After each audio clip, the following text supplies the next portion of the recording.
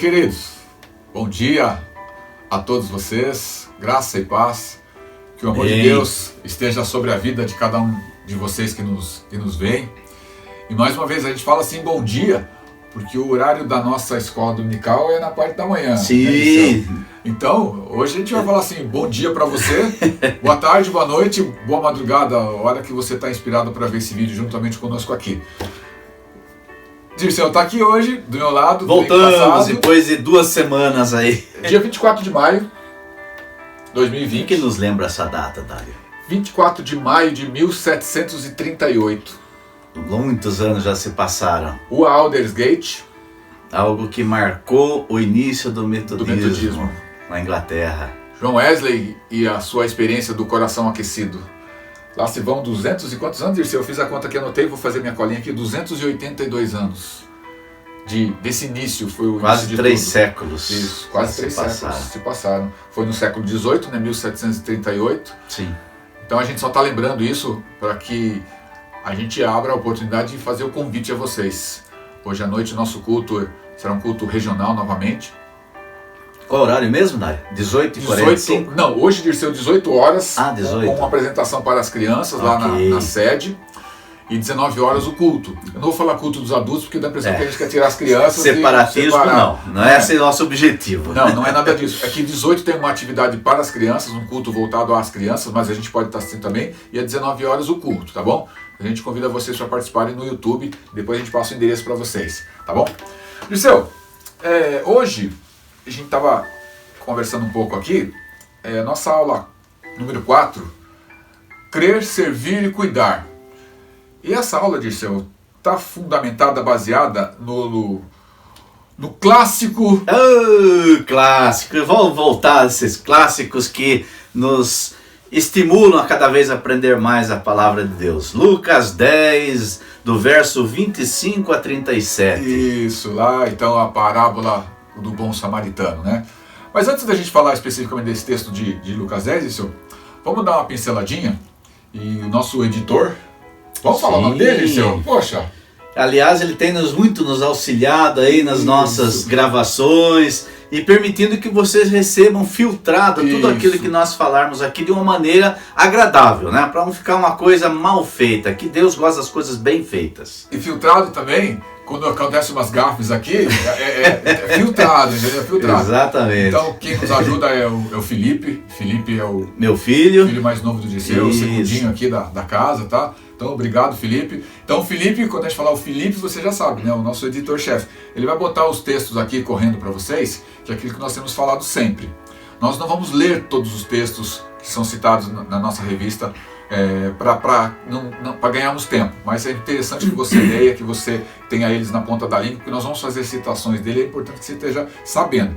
Mas hoje, de uma forma um pouco diferente, como eu vi que os textos são muito ricos para a gente usar, eu vou dar uma resumidinha nesses textos, Dirceu. Você permite? Legal, tá? Com certeza. Então, enquanto eles vão passando aqui, tá? Então, olha, em Romanos 12, de 9 a 21, é o texto que Paulo escreve à igreja em Roma para recomendando a prática das virtudes, tá certo? Não é das boas virtudes, não. Boas virtudes é redundância, tá? Das virtudes, ok? E nesse texto, ele fala para a igreja em Roma, então, para perseverar na oração, ter paz com todos, na medida de que for possível. Sim. Quando ele fala assim. E o versículo 20, né? Se a gente praticar isso, né? Perseverar na oração e ter paz com todos, nós somos levados sobre a nossa cabeça, temos um amontoado de brasas vivas. Essas ações, por mais que pareçam uma coisa desagradável para quem está fazendo, mas o efeito que se produzirá no outro é como se fosse brasas vivas sobre a cabeça dele. Sobre a nossa cabeça. E aí você vai ser abençoado. Não tenha dúvida. Não hesite em fazer essas coisas boas, mesmo que a pessoa, ao seu ver, até não mereça. Mas que você também às vezes não é merecedor da graça de Deus, mas Ele te dá por amor. Que você, por amor, possa estar também abençoando essas pessoas. Isso mesmo. E também, nesse texto de Romanos, que Paulo escreve, Romanos 12, 9 a 21, ele fala, tudo que puder fazer para ter simpatia, amizade com o outro, faça. E assim você estará vencendo o mal com o bem, tá? Então, resuminho de Romanos 12. O segundo texto é 2 Coríntios 6, de 1 a 10.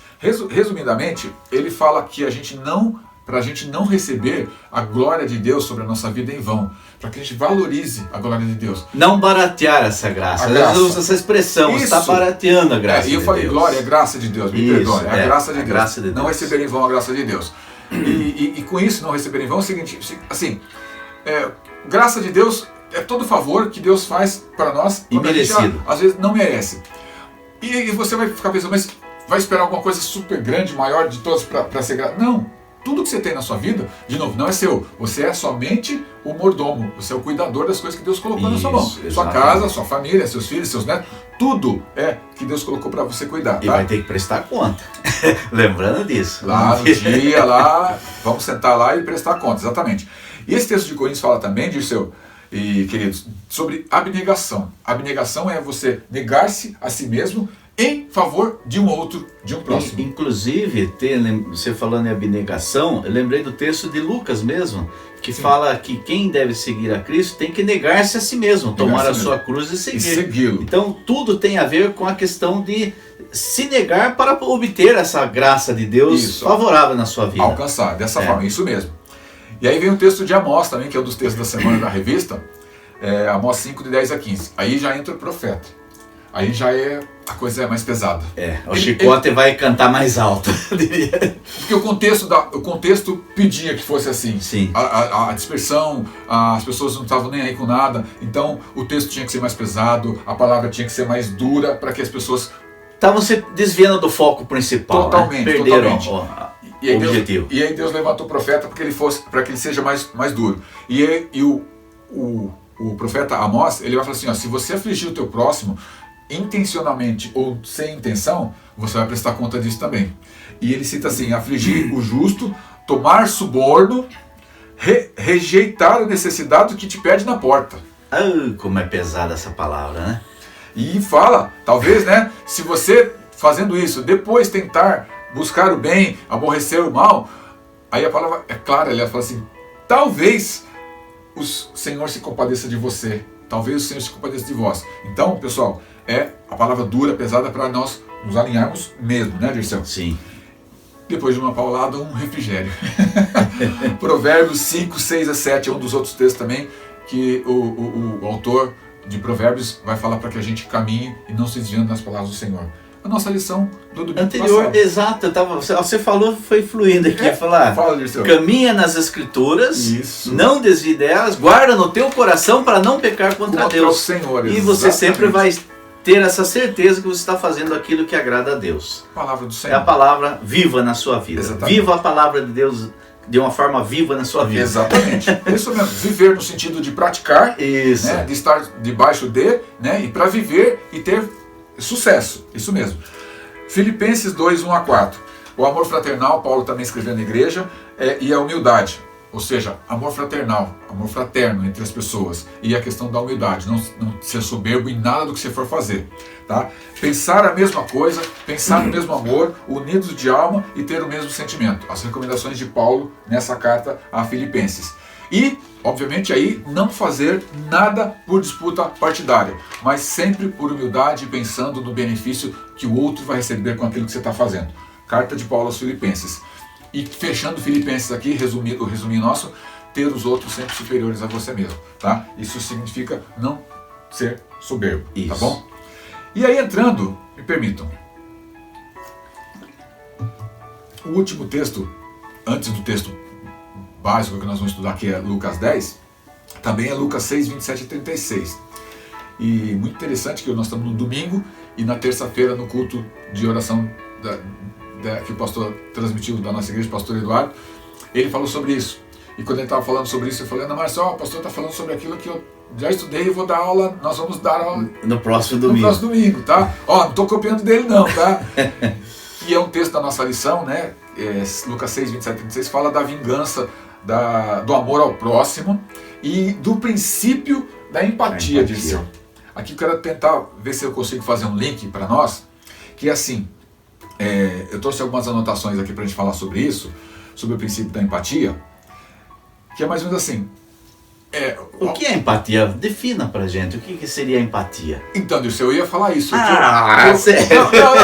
Eu ia falar assim, eu não usaria definir empatia. Tá certo. Mas buscando, né, o que é empatia, eu queria dizer o seguinte, ó, que empatia é você ouvir, você sentir as pessoas, por isso que eu trouxe a minha colinha aqui, Dirceu, é você receber as pessoas, você estar ao lado das pessoas. Você ser... Estender a destra da comunhão. Ser coadjutor. Coadjutor não é aquele que vai atrás, não é aquele que vai na frente. Coadjutor é aquele que caminha lado a lado das pessoas. E quando nós falamos das pessoas, depois a gente vai entrar no texto do Bom Samaritano, é aquele que está mais perto de nós. É o nosso próximo. Sim. É o nosso próximo, tá? E aí, né, falando um pouquinho do princípio da empatia, que a gente pesquisou aqui, a gente vai entender o seguinte, que a pessoa que é empática, ela é desprendida. Desprendida no sentido assim de let it go, deixe ir. Ou é desapegada. É desapegada. Nada que tem é só seu. Deixa eu contar um testemunho? Pois não. Não é um testemunho, mas é um fato que aconteceu uma vez. Eu acho que foi 2018, nós fizemos Dia para Jesus em Mailasca, 16 de agosto de 2018. E eu estava lá e o pastor Tuti estava com a gente naquela época. Ele falou, Dário, você pode ir comigo buscar a Fabiola, que está lá em casa? Ou lá em casa, em algum lugar, não sei onde ela estava, não lembro agora. Eu falei, pastor, tirei a chave do bolso, entreguei para ele. O carro é aquele ali, está parado, estacionado ali. Mas você não vai comigo? Eu falei, não. Mas vou dirigir seu carro? Não vai, pode ir, pode dirigir, pode ir. Diz que carro e outras coisas a gente não se empresta. Não pode. Desapega, tá, irmão? Desapega. Nada vai acontecer. Esse testemunho rapidinho aí. Porque às vezes a gente assusta as pessoas quando fala, pode usar, pode ir. É porque hoje a sociedade tem essa desconfiança de que se você fizer tal coisa, às vezes uma coisa sua de valor, o outro pode não valorizar tanto quanto você valoriza e pode provocar um mal para você. Mas o desapego está exatamente nisso. Porque se a gente entender que nada é nosso, tudo é de Deus, então é parte do princípio que eu tenho que compartilhar. Isso. Compartilhar. E o meu próximo é aquele que está precisando. E naquele dia, era ele que estava precisando. Era ele que estava precisando. Era o meu próximo. Sim. Precisando de uma coisa que eu tinha que eu podia emprestar. Sim. Por que eu ia sair do dia para Jesus que as despesas estavam gostosas, estavam boas? Ele vai lá buscar a esposa dele, volta tranquilo. E depois, mais tarde, ele precisou de novo. Ele falou, Dário, eu tô com vergonha, mas eu preciso do carro de novo para pegar tal coisa lá em tal lugar que acabou aqui. Por favor, pastor, pode ir lá de novo. E tá aí. Então essa lição, quando eu falo essa lição, é a lição crer, servir e cuidar. Crer, ter fé, servir e cuidar. Ela vai dizer assim, ela vai nos levar a falar da relação clara, explícita, muito cristalina, muito evidente, de duas coisas, que é fé e serviço. Fé e serviço. Estão relacionados, não dá para separar. De jeito nenhum. Eu tenho fé, eu tenho fé. Bateu na tua porta, por favor, me dá uma caixa de, sei lá, um pacote de macarrão. Volta amanhã. E você tem para dar. Gente, as brasas vivas que você tinha montado sobre sua cabeça, esvaíram. Foram embora. Então é isso. É fé e serviço. E aí, Dirceu, eu já deixei aberto aqui um texto. Esse o Felipe vai botar aqui pra gente. Isso. Marcos 10, 43 a 45, tá? Mas eu quero ler, são só 3 versículos. 43, 44, 45. Só 3 versículos. Eu quero ler com vocês, tá? A respeito do texto. Dirceu, vai aí, vai. Participa com a gente. 10, 43 até o 45. Vou ler na Bíblia de Jerusalém, tá? Nossa, a Bíblia Se você tiver com a tradução diferente aí, revista atualizada ou corrigida, não estranhe. Todas são palavras de Deus. Os chefes devem servir, é isso? Marcos 10? 10, 43 até o 45, tá. Os chefes devem servir. Os versículos no meio do texto aí. Tá ok. Vamos lá. Entre vós não será assim. Jesus dizendo, tá? Recomendação de Jesus. Não será assim como? Porque 2 versículos antes ele está falando assim que eu preciso ser servido, eu vim aqui, as pessoas têm que dar tudo para mim. Não será assim. Não, vamos então falar o contexto que é interessante. Fala, Dirceu. O que está acontecendo? Os discípulos levantaram uma disputinha ali com Jesus. Eu sou melhor que ele, eu faço isso. Era Tiago e João. 2 personagens que aparecem muito nos evangelhos. Isso. E os 10 que não eram os dois, porque no total são 12, e começaram a indignar-se com os dois, que queriam ser mais, digamos assim, premiados com o seu trabalho, com a sua disposição de serviço. E chamaram Jesus e falou assim: sabeis que aqueles que vemos governar as nações as dominam, e os seus grandes as tiranizam.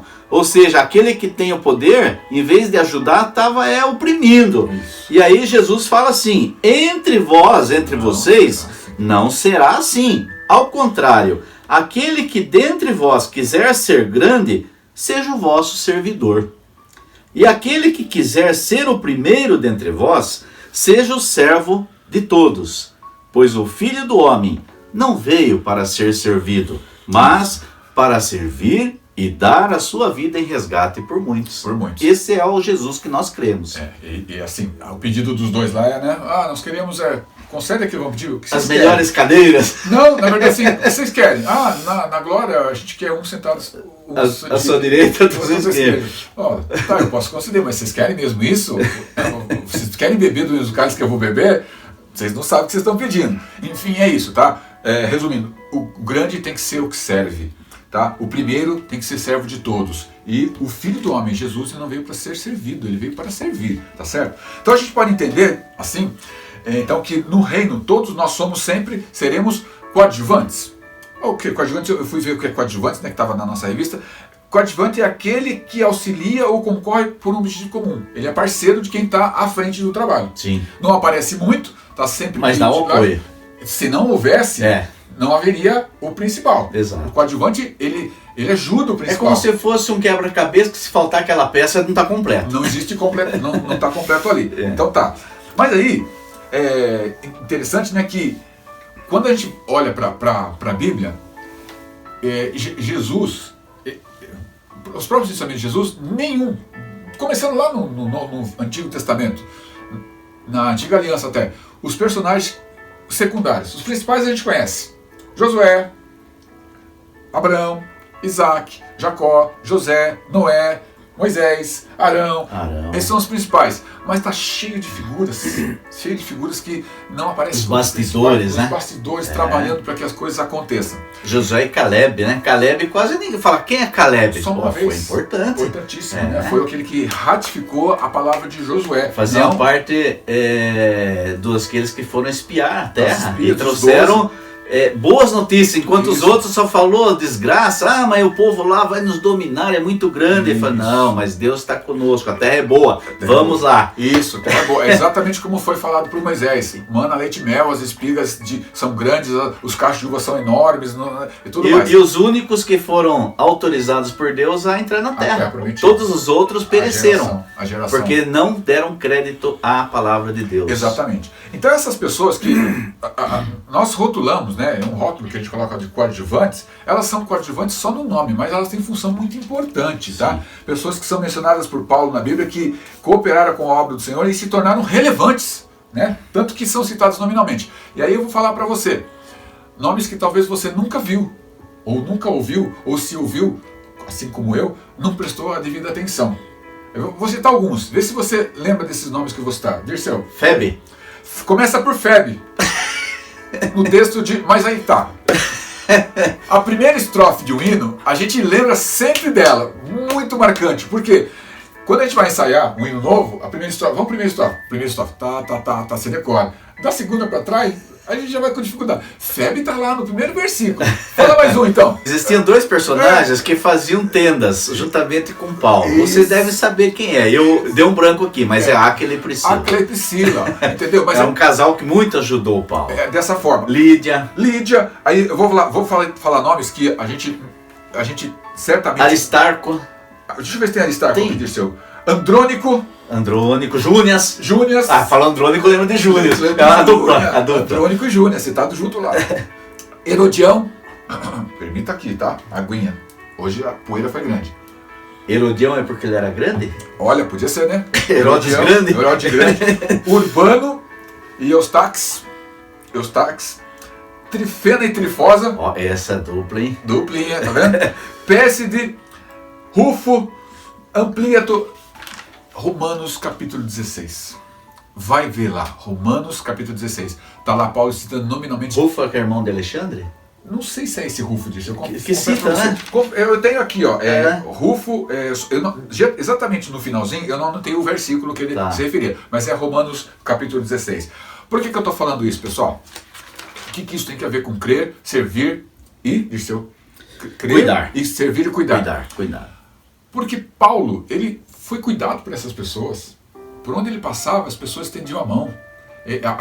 Principalmente a igreja de Tessalônica, quanto suporte deu para Paulo quando ele precisava, sendo que tinha outras que tinham condições e não deram esse suporte. E não o fizeram. E ele fez questão de citar nas suas cartas essa situação. Ele falou mesmo, olha, na coleta me ajudaram bastante, e algumas, tanto que aí ele falou assim, ó, se eu for em algum lugar e eu tiver que fazer uma coleta, eu vou avisar antes para que vocês não sejam pegos de surpresa, despercebidos ou desapercebidos,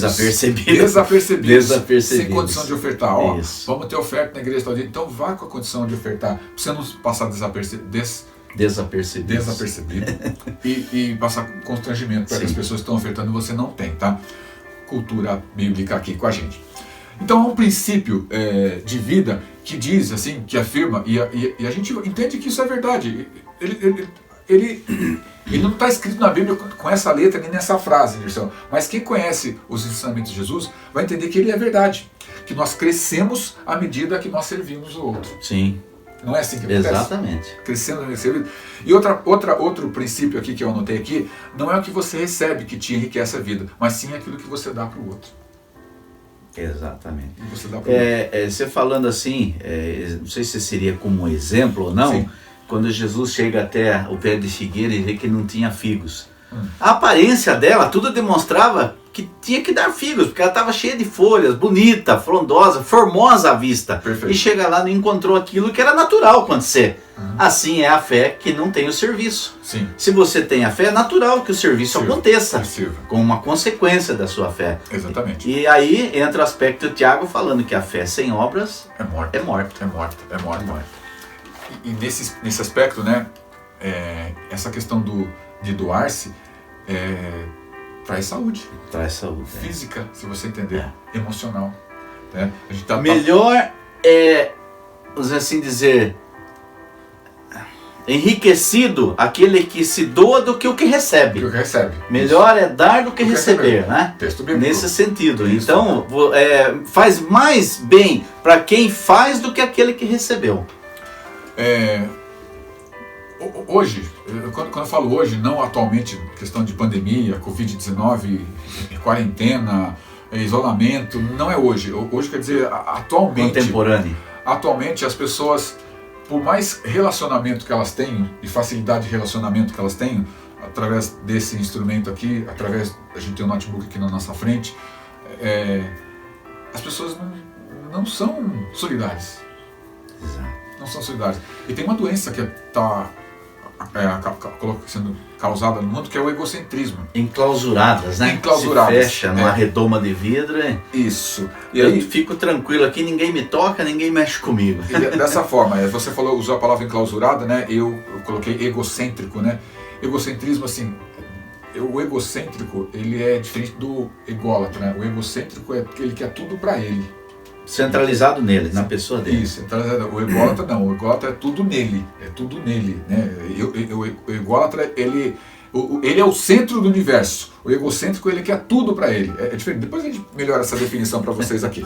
Eu nem sabia que tem ególatra. Você falou agora, me chamou essa curiosidade. Tem ególatra e egocêntrico. Eu gosto dessas palavras diferentes, eu não tinha ouvido até então essa palavra. Isso, eu vou até anotar aqui para a gente melhorar isso aqui depois, a questão de ególatra e egocêntrico, tá? Egocêntrico. Eu sei que para a próxima aula você já vai estudar isso aí, tá? Quando nós servimos, nós somos curados dessa epidemia, então, que atinge o mundo quase todo, que é o egocentrismo. Obviamente, quem serve não é egocêntrico.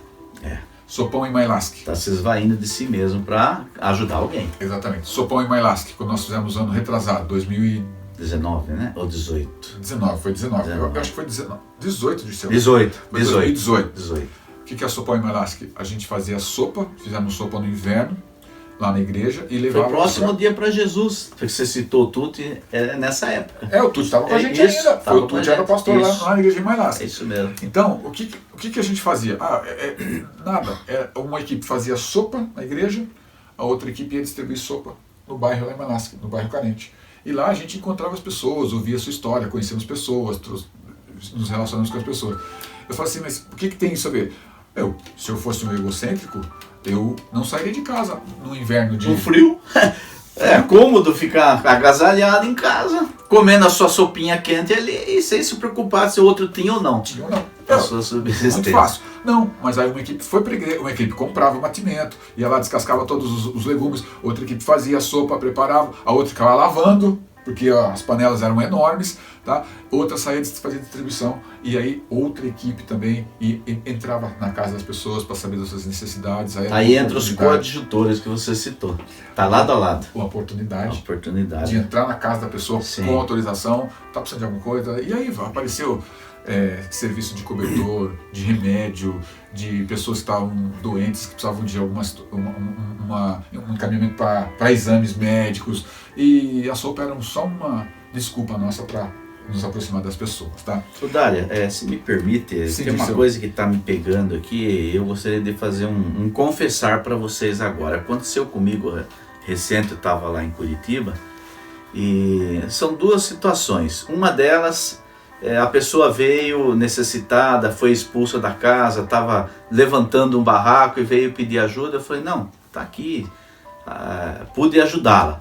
Mas em outro momento apareceu uma outra pessoa e falou assim, o senhor é pai? Eu falei, eu sou pai. Então, eu estou com a minha filha nessa situação, estou precisando de fralda, não sei o que e tal. E olha, eu peço perdão a Deus, mas eu agi dessa maneira. Olha, eu não moro aqui, eu sou de São Paulo, eu só vim aqui trazer meu celular para arrumar. E não atendi a pessoa, Dália. E a hora que eu saí do estabelecimento, que eu entreguei o celular, eu procurei a pessoa e não achei mais. Aquilo me doeu no coração, porque eu perdi a oportunidade de ajudar alguém, cara. E eu tinha que falar isso, porque enquanto você falava aí, vinha um martelo na minha cabeça. Que bom. Fica martelando, não tem jeito, que a gente se magoa. Deus sabe onde está essa pessoa hoje. Eu espero que alguma outra alma bondosa possa ter atendido, mas eu falhei nesse aspecto, eu peço perdão por isso. Imagino que não é uma falha, Dirceu, e assim, Deus conhece teu coração, mais do que a sua atitude de falar não, Ele conhece teu coração.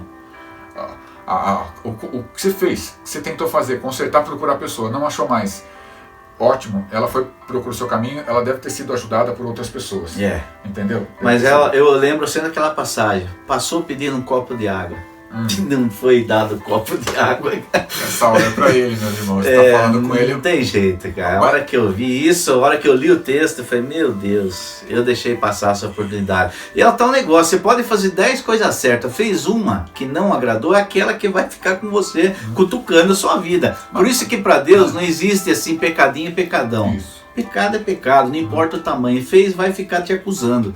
E só resta mesmo confessar e pedir a misericórdia de Deus. Então, é isso que eu ia falar disso. Fala com Deus, conversa com o Senhor, pede para o Espírito Santo, porque na verdade não é a sua consciência que está pesada, é o Espírito Santo que fica falando com a gente. Age de outra forma depois, na próxima oportunidade que você tiver. O que eu agi anteriormente foi apagado por essa atitude. Você vê como que é as coisas? Mas assim, não pense assim. O que você tem que pedir agora então para o Senhor é que Ele abra a oportunidade de você ajudar de outra forma. Sim. Então, e tem outras formas, sim, com certeza. Se você fala que um acerto, um erro...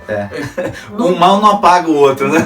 Não, a tua atitude boa, que você ajudou alguém, não foi apagado por essa atitude. Não que você fez uma atitude ruim. Não, é inconsciente. É com a minha pessoa, entendo isso, é com a minha pessoa. Estava apressado, estava de uma forma, o carro estava parado num lugar que não podia esperar. Não, enfim, tem algumas desculpas que a gente usa, mas isso serve como exemplo. Por que eu trouxe isso? Serve. Porque é muito mais fácil falar, tem tanta gente enganadora, em quem você vai confiar? E nessa hora surge aquilo lá, mas a pessoa podia ser um aproveitador. Isso. Também tem esse aspecto, que a sociedade traz esse peso, e na hora de julgar é muito mais fácil você falar, o cara é um aproveitador, ele estava bem vestido, e hoje a gente sabe que a situação, ela está culminando para isso, mais pessoas vão estar necessitadas, e às vezes o vestir dela não traduz aquilo real, necessidade que ela está passando. Exato. Então a gente tem que tomar muito cuidado hoje, a quem se aproxima de nós, nessa atitude de servir, que é o nosso tema principal, de talvez nem julgar, mas tentar fazer o melhor para a pessoa.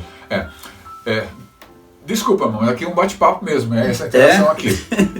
Nós passamos por uma situação dessa muito tempo atrás. Dirceu estava junto comigo. A pessoa pediu uma passagem para ir para tal lugar. Dinheiro para comprar passagem. Ó, nós não damos dinheiro. Nessa igreja a gente não dá dinheiro. Tá com fome, a gente vai lá, compra comida, traz e entrega para a pessoa. Eu quero dinheiro para viajar para tal lugar. A gente vai com a pessoa até a rodoviária, compra a passagem, põe a pessoa dentro do ônibus e segue o caminho. Estamos te abençoando. Ah, não tem dinheiro para descer lá, comprar um refrigerante. Tudo bem, um pouco a gente dá. A gente não sabe. Nós colocamos uma pessoa dentro do ônibus. Sim. Nós colocamos uma pessoa dentro do ônibus, pagamos a passagem, compramos a passagem. Ela desceu? Vendeu a passagem. Não, ela desceu no próximo ponto. Ah, sim. Ela desceu no próximo ponto. Nós vimos ela entrar dentro do ônibus, fomos pro carro, voltando para a igreja, ela desceu no próximo ponto. Ou seja, se aproveitou da gente, não ganhou nada. Porque ela queria passagem, para não falar, não, eu não quero passagem. Não. Ela entrou de novo, pegou a passagem, gastou nosso dinheiro e desceu e foi embora. Foi embora. Mas enfim, histórias. Aí, Dirceu, a gente está falando aqui então de egocentrismo, né? Não é o seu caso, Dirceu. Tá bom. Pessoas duras, eu coloquei algumas coisas aqui, amarguradas, ansiosas, que reclamam que não recebem atenção suficiente. Se elas quiserem, elas podem ser, eu coloquei bem entre aspas, milagrosamente curadas se simplesmente, olha só, prestassem mais atenção às necessidades das outras pessoas. Tira o olho daqui e olha um pouco para cá, olha um pouco para cá, olha um pouco para cá. Colocar o coração na miséria do outro, misericórdia. E é o que Deus faz todos os dias conosco. Misericórdia. Ai de nós se essa misericórdia não fosse renovada a cada manhã, como diz a palavra. Exatamente. Não existiríamos, não suportaríamos. Meu pai, ele falava assim, a melhor mistura que tem é a fome. Porque quando você está com fome, você come o que tiver à disposição para você comer. Não qualquer coisa. O que tiver à disposição para você comer, se você está com fome. Então, quando a gente vai almoçar na casa de alguém que você sabe que não cozinha bem, atrase para o almoço aí umas 4 horas, você está com fome, aí você come qualquer coisa. É brincadeira. Não, diz assim, esteja atento às necessidades das outras pessoas, tá? As pessoas buscam respostas para aquilo que elas estão vivendo. Eu coloquei aqui 3 situações assim, Dirceu. A resposta, como que você ajuda a resolver os problemas das pessoas? Ajudar a resolver os problemas das pessoas em vez de se preocupar com os seus próprios. Mas é fácil falar. Não, pode se tornar uma prática. Se eu esperar resolver todas as minhas dificuldades para eu sair e ajudar o outro, nunca vai sair. Desculpa. Se eu falo assim, eu não posso fazer doação porque eu tenho contas a pagar. Contas a pagar você vai ter sempre no crédito. Sempre. Vai sobrar? Não vai sobrar. Mas a doação que você está fazendo, a oferta que você está dando, o dízimo que você está praticando ao Senhor, ele vai fazer com que as brechas sejam fechadas, que os buracos sejam fechados. A oferta da viúva pobre. Aquilo representava tudo que ela tinha. Enquanto que o outro estava pondo uma oferta lá, do que sobejava. E achando que aquele valor era, eu sou melhor. Isso. Eu sou melhor. Altaneiramente, se não é a palavra que eu queria procurar aqui, todo soberbo lá, colocando as ofertas, batendo, caindo lá no fundo, lá, a viúva foi lá, toda vergonhosa, tal. Bom, a gente conhece essa história também. Ajudar a resolver os problemas das pessoas em vez de se preocupar com os nossos próprios. Aliviar os fardos dos outros, mesmo que se sinta sobrecarregado. Isso é um milagre. Por quê? Qual é o milagre?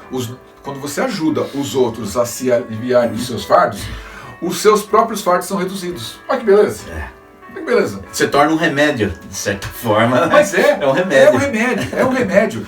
E quando nós nos engajarmos em uma boa causa, em vez de reclamarmos de que estamos sendo excluídos, é a nossa temática que nós vamos caminhar hoje. Crer, que é fé, acreditar, servir e cuidar. Dirceu, livro de Lucas, assim, para não perder a questão da empatia, né? Porque o texto de Lucas 6, que nós estamos falando aqui, ele falava do princípio da empatia, e eu pulei um pedacinho aqui, Dirceu, que foi exatamente, literalmente, aquilo que o pastor falou no culto da noite. Porque empatia não é assim, não faça para ele o que você não quer que ele faça para você. Isso não é empatia. Empatia vai muito mais do não. Empatia vai, faça para o outro aquilo que você quer que o outro faça para você. Porque não fazer é fácil demais. É. Eu não faço, eu não bato, eu não mato, eu não xingo, então eu não quero que ele não bata, não me xingue. Torna cômodo, né? É cômodo demais, eu não preciso me mexer. Eu não preciso me mexer. Então assim, ó, princípio da empatia. Vou fazer geração. Aí vai ter que cobrar alguma coisa. Vou ter que me mexer, vou ter que sair de debaixo do cobertor. Não faça para os outros o que você não quer que façam para você. Isso é muito fácil. Não fazer é muito fácil. A coisa começa a ficar mais complicada, mais difícil, né? Eu estou colocando aqui entre aspas, quando dito assim, faça para os outros o que você quer que os outros façam para você. Percebe a sutileza? Não fazer é fácil, nem precisamos mexer. Fazer para os outros, aquilo que você quer que os outros façam para você, exige fazer, exige ação. Eu tenho que. Então, só para não perder essa questão aqui, que é muito importante. Tá legal. Dirceu, livro de Lucas, que nós estamos estudando no capítulo 10. Nós não vamos adiantar muito, Dário. Nós vamos dividir em duas etapas essa lição. Isso. Vocês já perceberam, o tempo já caminhou aí, alguns minutos aí. Estamos aqui, Dirceu, com 30 minutos já. 30 minutos. Isso. Então, a gente não quer delongar acima dos 45, que tem sido a nossa meta, para não ficar muito cansativo até. Então, a gente vai dividir no outro domingo. Exato. A gente promete que conclui isso daí. Hoje é mais uma abertura para vocês terem uma ciência de como que caminha o aspecto do livro de Lucas também nas suas mensagens, para quem ele se direciona. E o texto em si mesmo do capítulo 10, provavelmente nós vamos dar ênfase mais no domingo que vem. Dentro do livro de Lucas, eu gostaria de tecer alguns comentários.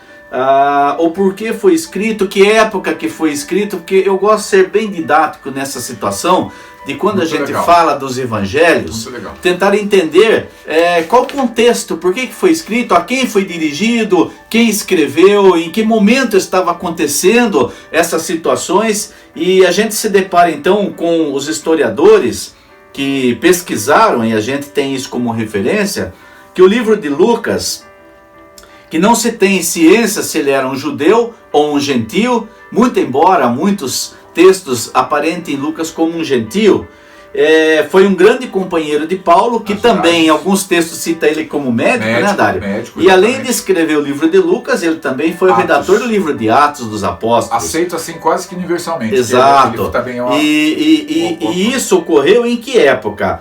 Por volta do ano 59 a 63 depois de Cristo, provavelmente quando Paulo estava preso em Cesareia, antes de ser prisão em Roma. Perfeito. Então Lucas aproveitou, e um foco principal que eu destaquei desse livro de Lucas é que todo o apanhado que ele faz do seu relato que ele vai colocar nesse livro são de pessoas que conviveram pessoalmente com Jesus.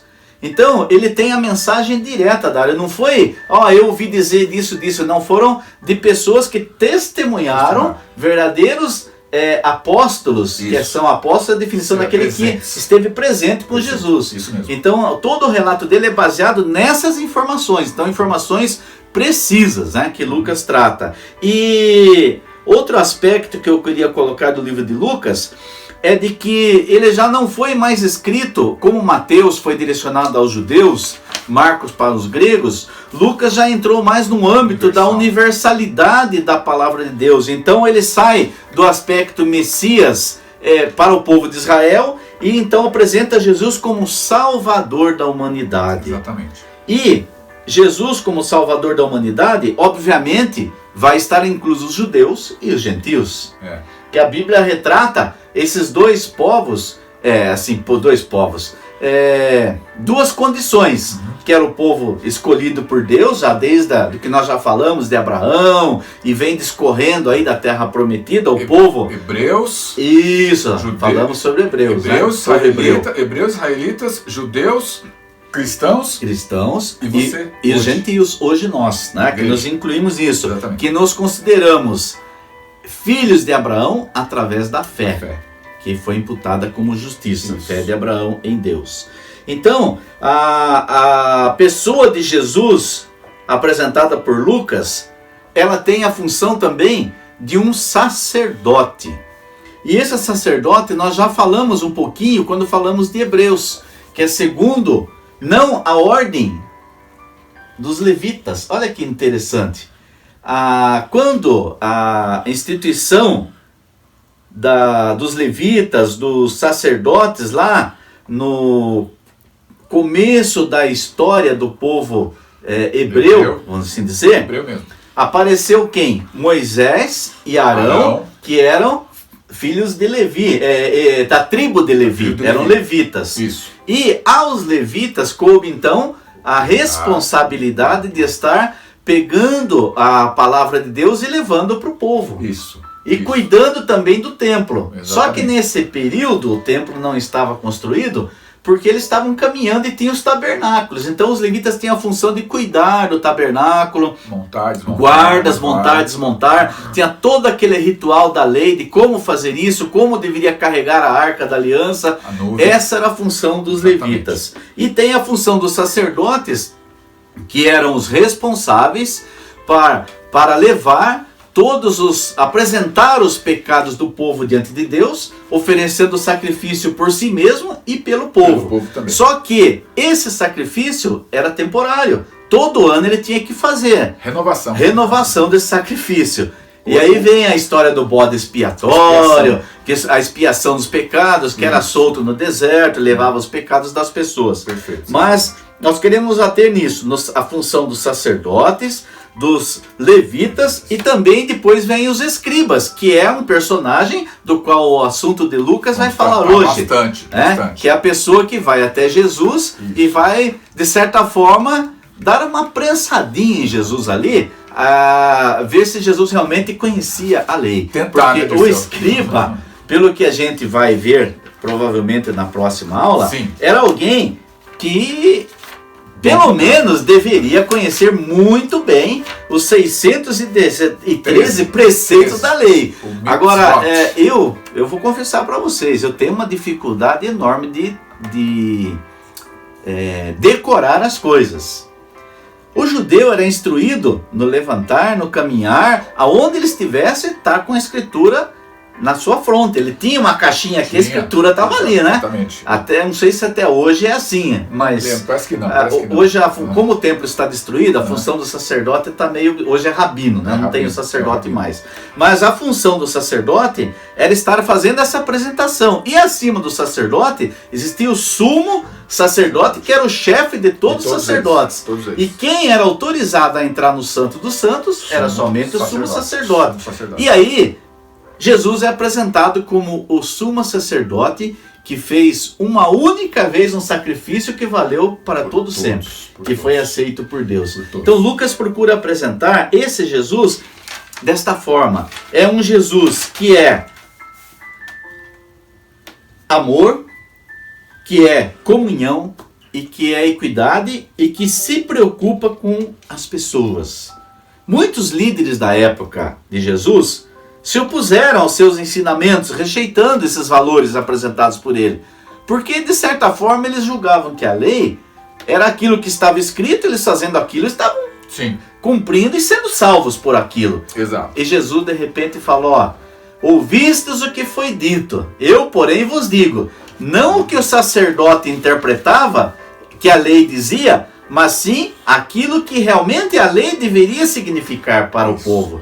O sacerdote modificou o teor original da lei a seu bel prazer e colocou uma coisa mais assim, faz desse jeito aqui que vai dar certo. E Jesus vem falar, ouvistes o que foi dito. Não que Jesus estava contra a lei, mas a maneira como o sacerdote se interpretava não era correta.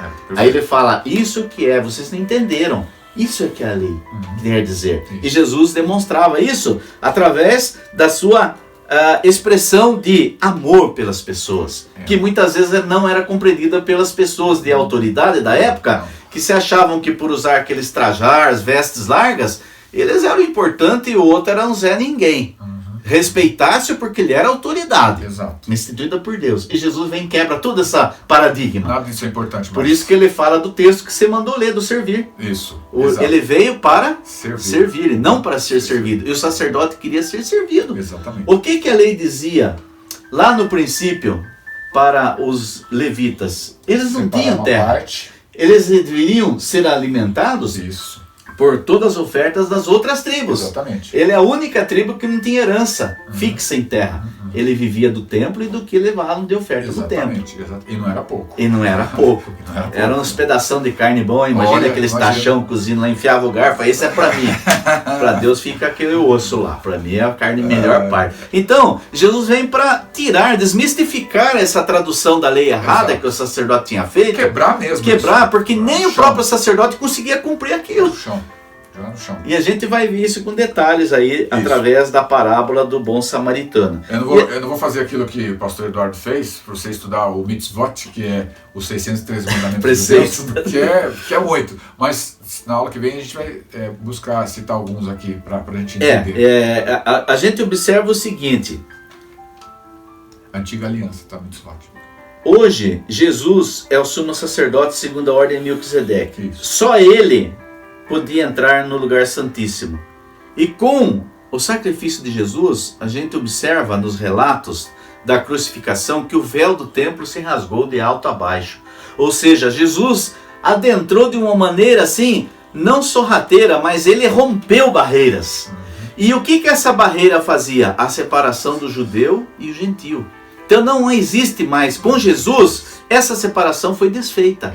Hoje, ele ligou praticamente o povo judeu da linhagem sangue de Abraão com o povo judeu da linhagem filhos de Abraão pela fé, que é os gentios. Hoje nos tornamos co-herdeiros com Cristo através desta fé, desta graça derramada no coração, através do sacrifício único que foi aceito por Deus, que é de Jesus. Jesus Cristo. Arão foi o primeiro sumo sacerdote. E qual a exigência para ser um sumo sacerdote? Tinha que ser homem, Jesus era homem. Não podia ter defeito. Aí eu lembrei de um fato. Moisés falou que ele era o quê? Moisés ou Arão? Moisés. Gago. Dificuldade para falar, né? Não é gago, né? Acho que era gago. Dificuldade para falar. Isso. Eu imaginei isso com uma não perfeição. Porque Arão ficou no lugar dele. Ele falou, põe o Arão, que Arão sabe falar bem. Sabe falar bem. Então Arão não tinha defeito. E tinha que ser aprovado por Deus. Arão foi aprovado por Deus.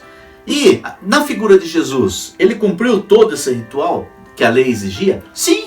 Jesus não tinha pecado, ou seja, nenhum defeito.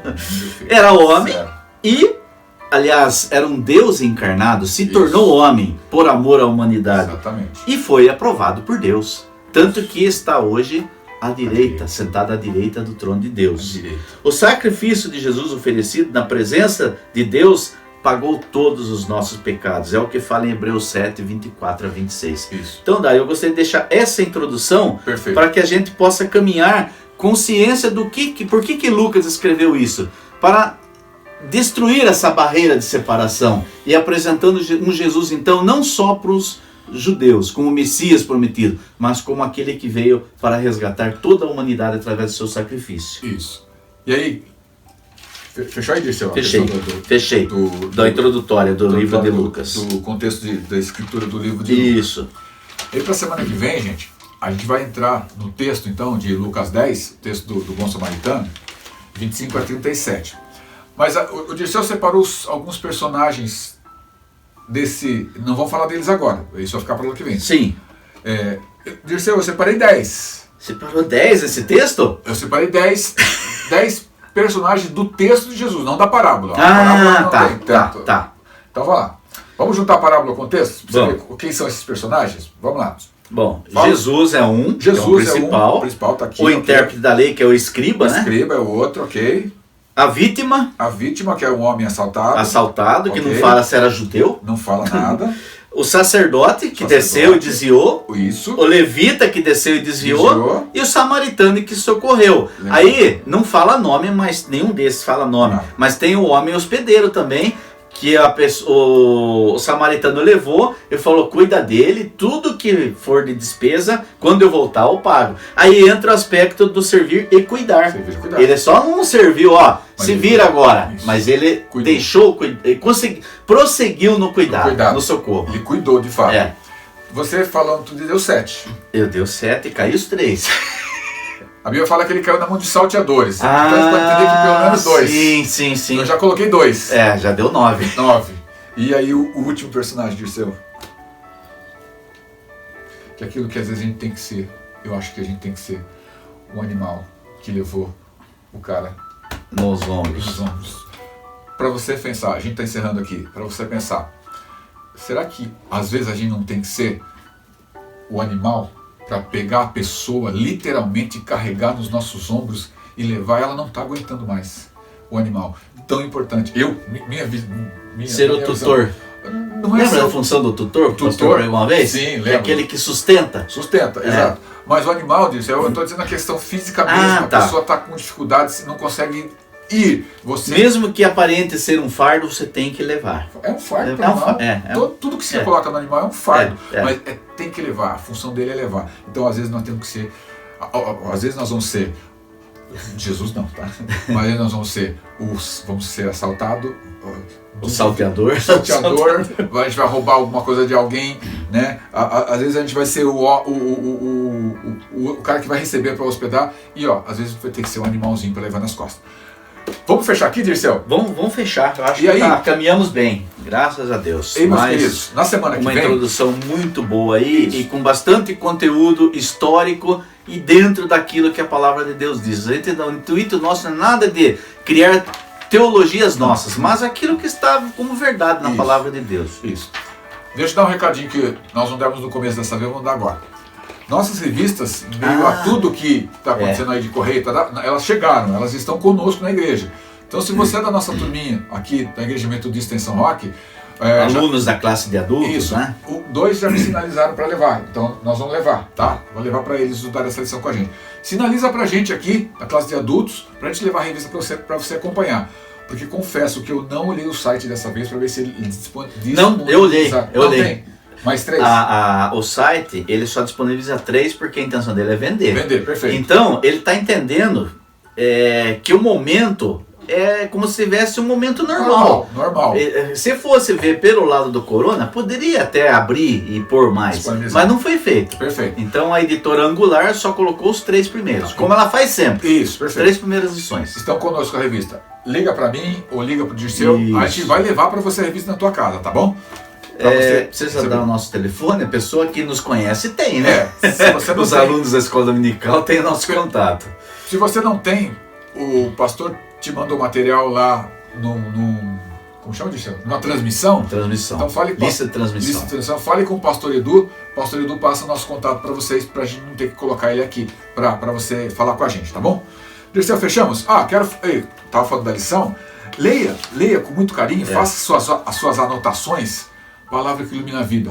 Isso. Tá? Pra gente conversar semana que vem. Tem coisa aqui muito rica, que a gente achou que não cabia só em 30, 40, 50 minutos de aula aqui, por isso que a gente deixou para discutir a revista mesmo na aula que vem com vocês. Isso. E domingo que vem também é um dia especial, né, Dário?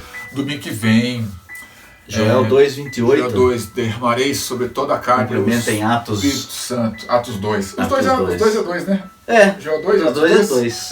O Espírito Santo, Pentecostes, a gente vai falar um pouquinho deles também, um pedacinho da nossa aula aqui, mas a gente vai fechar com a revista aqui vocês. Vamos embora, Dirceu? Vamos. Semana que vem a gente volta? Vamos embora, semana que vem a gente volta. Okay. Vamos fazer uma oração final? Oremos.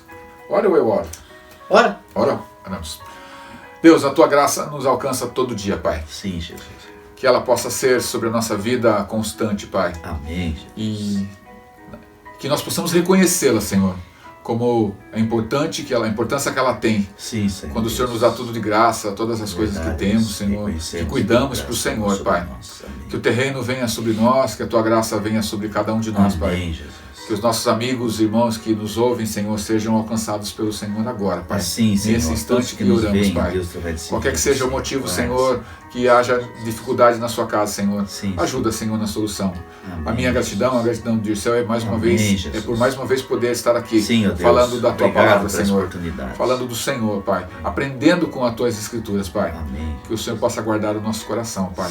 Para que isso possa acontecer muito mais vezes, Pai. Amém. Obrigado pela nossa igreja. Obrigado pelas vidas dos nossos pastores, Eduardo, pastor Felipe, Amém, Senhor. Jesus. Abençoe esses homens que o Senhor colocou aqui como teus santos, como seus anjos, Senhor, nesta casa.